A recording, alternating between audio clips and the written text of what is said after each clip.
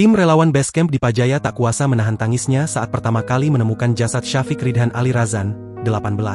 Pendaki asal Desa Kramat Utara, Kecamatan Magelang Utara, Kota Magelang, Jawa Tengah yang hilang setelah 17 hari pencarian.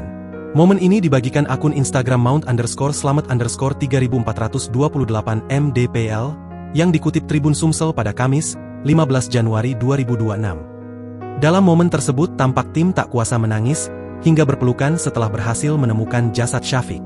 Gak nyangka bakal ketemu langsung tapi dengan kondisi seperti itu kaget, kata tim sambil menangis.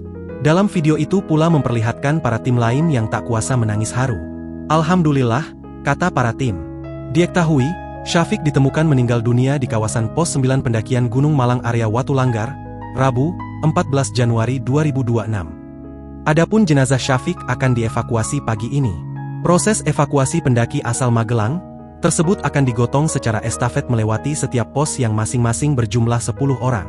Kendati demikian, tim SAR gabungan memutuskan menunda evakuasi lantaran terkendala faktor cuaca dan terbatasnya jarak pandang saat malam hari.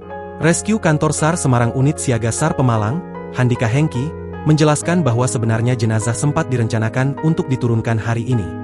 Namun kondisi cuaca yang tidak mendukung membuat proses evakuasi berisiko membahayakan keselamatan personel.